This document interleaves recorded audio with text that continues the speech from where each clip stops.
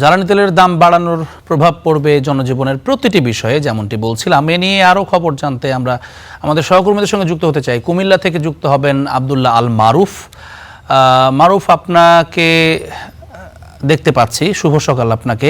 এবং কুষ্টিয়ার সহকর্মী আমাদের তিনিও আছেন, জহুরুল ইসলাম। আমরা শুরুতেই যদি মারুফের কাছে যাই, মারুফ আমাদেরকে একটু জানাবেন, গতকালকে রাত থেকে তো কার্যকর হলো, মূল্যটি অ্যাডজাস্ট করেছে সরকার তেলের। এখন আপনাদের তেল সরবরাহ কি কিছুটা স্বাভাবিক হয়েছে? আজকে সকালের চিত্র বা এখন তো একেবারেই সকাল, কি অবস্থা দেখছেন? সাধারণ মানুষ এই মূল্য বৃদ্ধি নিয়ে কি বলছেন আসলে? কুমিল্লায় এমনিতেই যে জ্বালানি সংকট, সেটি অন্য জেলা থেকে কিছুটা বেশি। এর একটি বড় কারণ কুমিল্লা 106 কিলোমিটার সীমান্ত, 106 কিলোমিটার মহাসড়ক এলাকা। তার সঙ্গে আছে বলা চলে যে রপ্তানিমুখী বিভিন্ন প্রতিষ্ঠান, যে কারণে এই এলাকায় তেলের চাহিদাও বেশি এবং এই এলাকায় সংকট বেশি প্রকট আকারে ধারণ করেছিল। আমি এখন যেই জায়গাটিতে আছি, এটি কুমিল্লার একটি নগরীর একটি পেট্রোল পাম্প। অর্থাৎ এই পেট্রোল পাম্পে কিন্তু শহরের যে পরিবহনগুলি সেগুলি কিন্তু মূলত তেল নিয়ে থাকে। আমার ক্যামেরায় দেখতে পাচ্ছেন যে দীর্ঘ লাইন, এবং এই লাইনের মধ্যে দাঁড়িয়ে আছে দুটি ট্রাক্টর, যারা চাষাবাদ করছে বা চাষাবাদের জন্য কিছুক্ষণ পরে এই জায়গাটা থেকে তেল নিয়ে যাবে।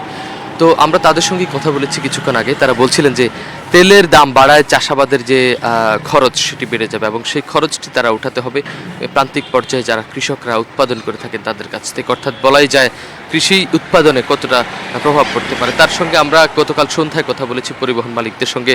তারা বলছিলেন তেলের যে হারে দাম বেড়েছে সে হারে তারা ভাড়া বাড়াতে হবে, এবং সেই ভাড়া বাড়ালে যারা একেবারে সাধারণ যারা যাত্রীরা রয়েছেন তাদের উপর প্রভাব পড়বে। তার সঙ্গে আমরা কথা বলেছি বেসরকারি যে ইন্ডাস্ট্রির মালিক সমিতি, তাদের সঙ্গে তারা ঠিক একই কথা বলেছেন। যেহেতু তেলের দাম বেড়েছে এবং পেট্রোল অকটেনের দাম বেড়েছে, তাদের পরিবহন খরচ যেমনি বাড়বে, তার সঙ্গে উৎপাদন খরচ বাড়ায়, তারা কিন্তু সেই প্রভাবটি কিন্তু পড়বে। এছাড়াও আমরা কথা বলেছি যে পেট্রোল মালিকদের সঙ্গে। তারা একটি কথা বলছিলেন যে এই যে সিন্ডিকেটের কথা বলা হচ্ছিল, সেই সিন্ডিকেটে কিছুটা লাঘব হতে পারে। তবে পেট্রোল এবং অকটেন ডিজেলের যে পরিমাণ দাম বেড়েছে, এতে করে একেবারে যারা ভোক্তা পর্যায়ে আছে, অর্থাৎ সাধারণ মানুষের যে ক্রয় ক্ষমতা, সেটিতেও কিন্তু বড় একটি প্রভাব পড়তে পারে।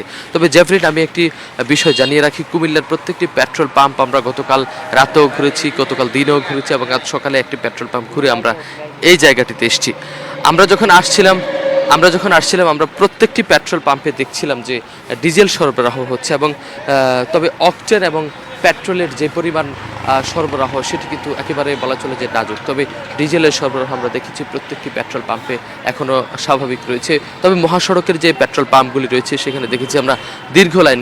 কোনো পেট্রোল পাম্পে আমরা কয়েক কিলোমিটার পর্যন্ত লাইন দেখেছি পরিবহনের। এতে করে বলা চলে যে প্রান্তিক পর্যায় সহ প্রত্যেকটি পর্যায়ে যে দামের যে প্রভাব সেটি কিন্তু একেবারে খুব দ্রুতই পড়তে চলেছে। জ্যাভলিন, কুমিল্লা থেকে এই ছিল আমার কাছে সর্বশেষ। জ্যাভলিন। ধন্যবাদ মারুফ। আমরা কুষ্টিয়াতে যেতে চাই। জহুরুল, আপনি নিশ্চয়ই শুনতে পাচ্ছেন আমাকে। শুভ সকাল আপনাকে।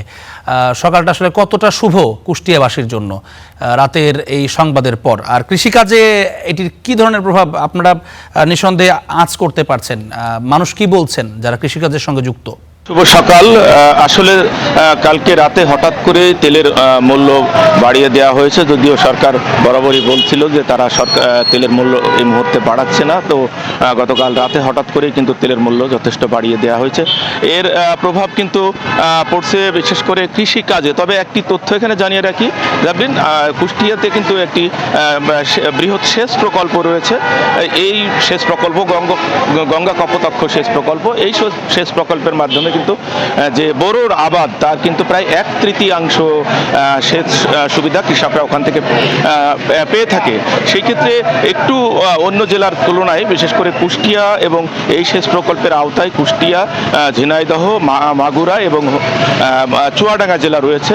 এই 4টি জেলায় কিছুটা হলেও একটু প্রভাবটা কম পড়ছে। তবে আমরা সকাল থেকে যে তেল পাম্পগুলোতে দেখেছি, আমি এই মুহূর্তে যে তেল পাম্পটিতে রয়েছি এটি একেবারে কুষ্টিয়া শহরের উপকণ্ঠে। তো এই গেল কিছুদিন ধরে যে তেলের সংকটের পর থেকে যে অবস্থাটি ছিল, যে একদম সেই দীর্ঘ লাইন, মধ্যরাত থেকেই বিশেষ করে বাইকাররা এবং ছোট ছোট গাড়ি চালকরা সেই মধ্যরাত থেকেই কিন্তু তেল পাম্পগুলোতে এই দীর্ঘ লাইন, দীর্ঘ সারি দিয়ে দাঁড়িয়ে থাকতে আমরা দেখেছি। আজও কিন্তু তার ব্যতিক্রম আমাদের চোখে পড়েনি।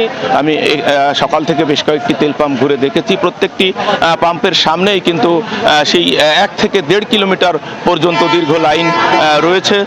এই জনভোগান্তির কিন্তু শেষ হয়নি।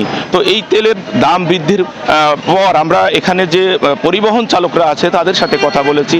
তারা যেটি বলছে যে পরিমাণ তেলের দাম বাড়ানো হয়েছে, এই ক্ষেত্রে তাদের বর্তমান যে ভাড়া, সেই ভাড়াই কিন্তু পরিবহন চালানো মুশকিল। সেই কারণে তারা অবশ্যই এটা তাদের যে কর্তৃপক্ষ আছে, তাদের যে সমিতি সংগঠন আছে এবং সরকারের সাথে আলাপ আলোচনা সাপেক্ষে তারা কিন্তু গাড়ি ভাড়াটা বৃদ্ধি করবে। তো জ্যাভলিন, এই ছিল আমার কাছে কুষ্টিয়ার যে তেলের সংকট নিয়ে সর্বশেষ। ধন্যবাদ জহুরুল আপনাকে।